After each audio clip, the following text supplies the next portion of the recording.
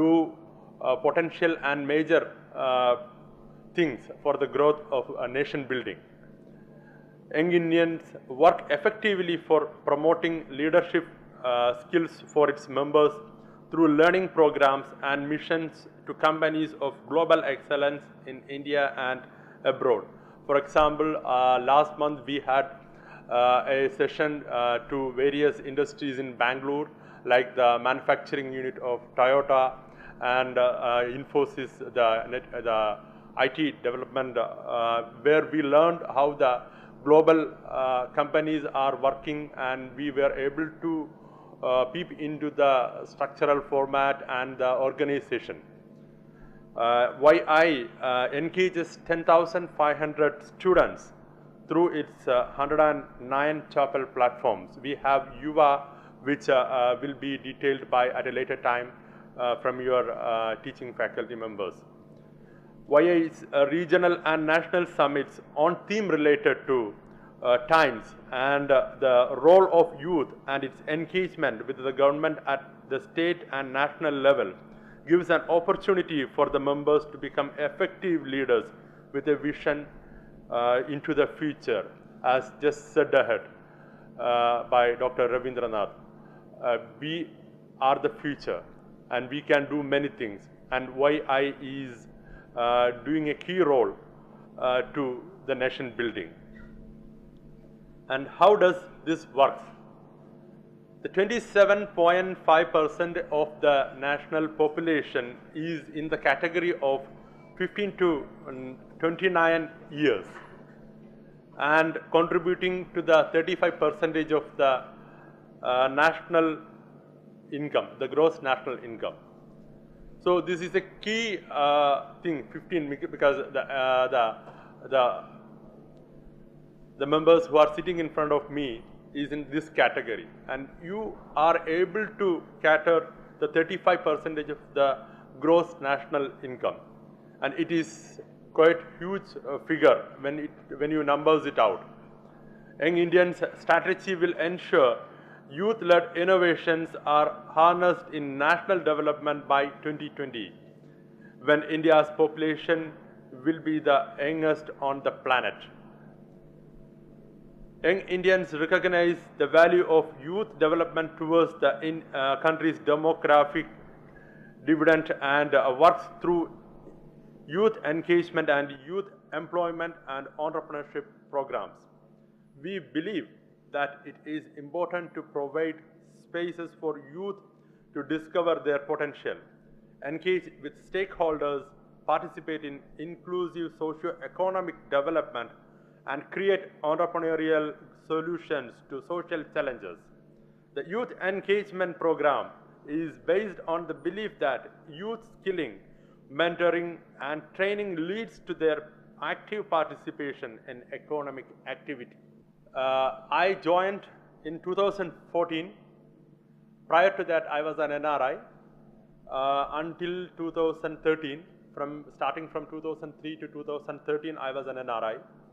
And I started with my partners a new business in India in 2013. Really, there is a story which lies in my life always, why I came back to India. I was working for a German-based company in the Middle East as a manager for the regional marketing operations. The big boss over there was from one of the Middle East countries.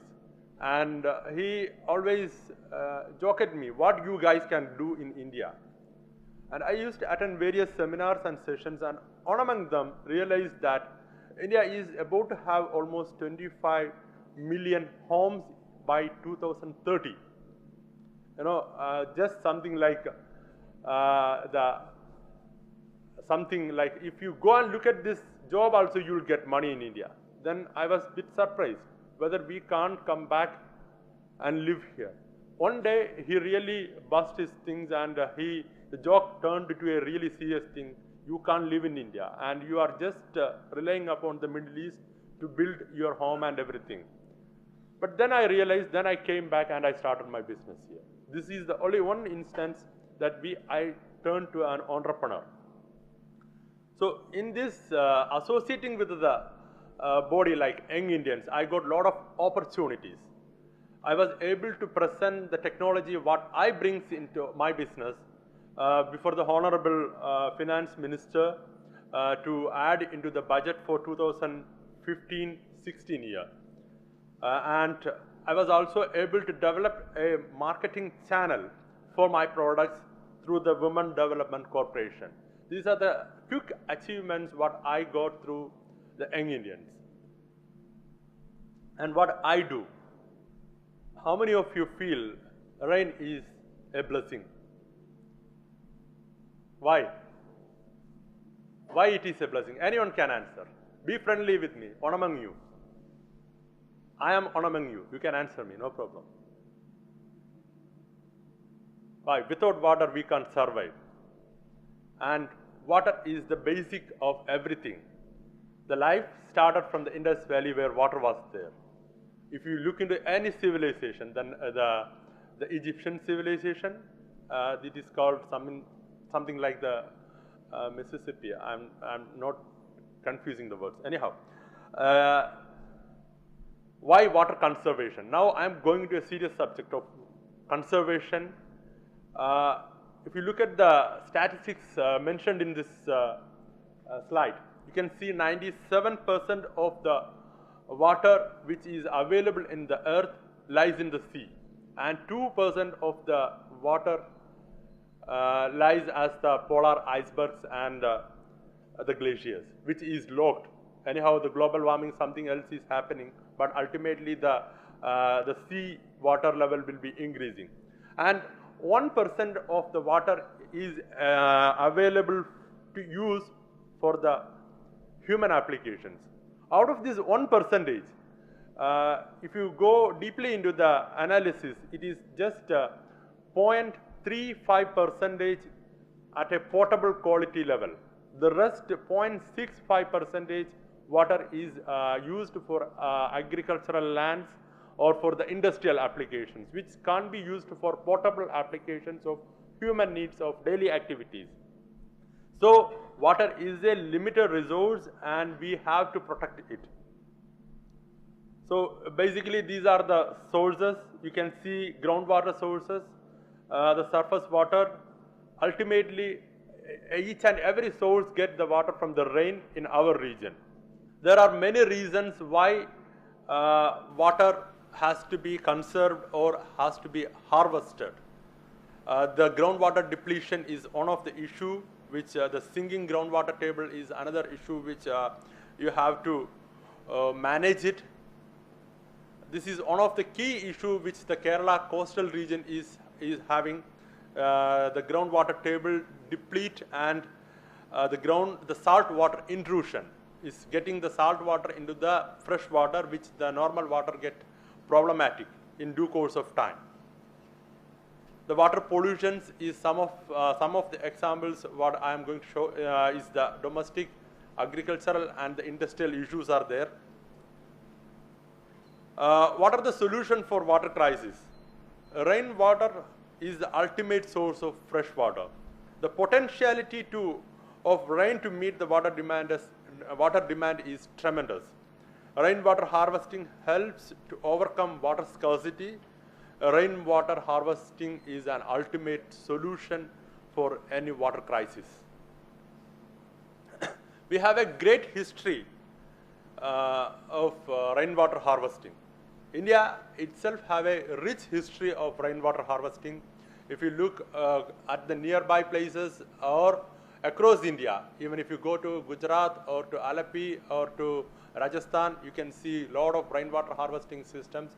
Even in Maharashtra, UP, any place you go, you can see kunds, kuis. Then, so humans used to capture water at its fresh time, and then they used to use it for their routine applications and routine lively needs. Here you go, some of the global examples or the history. Somewhere in Turkey, Israel, Morocco, then Greece. So anywhere the rainwater harvesting is there, one or the other type. So rainwater harvesting, we define it as the conscious collection and storage of rainwater to cater the demands of water for drinking, domestic purpose and irrigation is termed as rainwater harvest. This is the rainwater harvesting scenario on a map. You can see some analysis which I am not going deeply into that. There is one thing which I want to see. The population in 1927 was 200 crores and it is to be expected by, in 2011 it was 700 crores and to be expected 800 crores by 2025. But the quantum of water has never changed. The 1% of water for human use is always the 1% of is there. So at the time where people had one full glass of tea in 1927, now the people can only have a quarter glass of tea. This is the difference what the water scenario is going on. There are some of the issues which the water depletion is going on. This is some pictures from the international scenario, but we have even better pictures from our own town. Unfortunately, I have not such pictures in this presentation. So this water which comes as fresh form is flushed out from the cities without using at least for one time. Here comes the real issue. The water management, whenever you are going to build a home in the future, you are going to design something or for any structures or commercial. So such kind of water is readily available there. The only thing what we need to do is to manage that in a proper manner. So the advantages of rainwater harvesting, we need only local and decentralized availability with little demand for infrastructure. Rainfall is independent from political and financial situations. Rainwater collection reduced fast water runoff, the problems with the water management, the stormwater management. Ability of collecting rain makes independent from weather extremes, reduction of flooding, and the rest is free of minerals. The water is free of minerals and irrigated soil stays fertile. How does the modern rainwater harvesting system work? We define a proper collection, then it has to be filtered, then to be stored, and to be extracted and used. So basically it comes up with a set of systems. Like any roof-like surface is perfect for rainwater harvesting. Water can be collected by gutter pipes or down pipe and to be taken as roof intake or flat roofs. There is a secondary options of rainwater harvesting from the parking lots because a greater amount of water can be collected from such places as well. The rainwater which is coming, just a second, I am going behind to show this picture. This is a kind of desalination. The water from the sea goes, evaporate and comes back. The water does not have anything other than H2O at this condition of rain. The only chance of getting problem is the accumulated suspended solids during the time of rain and its rainfall and transportation. So it has to be removed and the water can be kept for longer duration and can be reused. Again, filtration is a microbiological need. It needs oxygenated and the foul, any kind of accumulations or biological things has to be removed from this water. Here I gives being a team of engineers in future engineers sitting in front, I give you an analysis how the rainwater harvesting, the potentiality of rainwater harvesting has to be. Here it is an analysis how you are going to calculate the available rainfall in a region. You have to look into the catchment area, then to the annual rainfall, then the coefficient of filtration and the coefficient of transportation. Then you will get the availability of water in that area. What is the required quantum of water for a villa with 4 persons living in?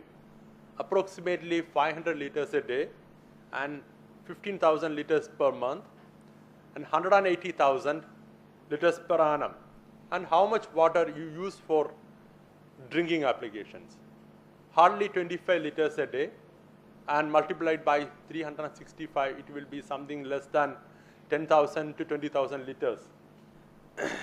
And we prefer the storage tank to be an underground one or on a shade where no direct sunlight comes in, because sunlight and moist together will allow the growth of bacteria inside. So it is better to avoid that. And the extraction, we use a submersible pressure pump followed by a suction floating filter, and the most cleaned water will be sucked back for reusing. This is an German standards of rainwater using. They cover almost 50% of rainwater as their domestic needs. This is a system what I brings in, a kind of filters with a underground tank, and 4 different steps to manage the quality of water. This is what I brings in. We have 2 types of filters. One is the vertical filters, which works on a mechanical procedure. The principle of operation is adhesion, and it has aeration inside. The water is aerated prior to sending to the storage tank. And the second one is a vortex filter. One of such filters has been installed here in our town, and our biggest example is in the Maracana Stadium, where we installed 18 of such filters on the left hand side. These filters have a potentiality to clean itself, and I will quickly show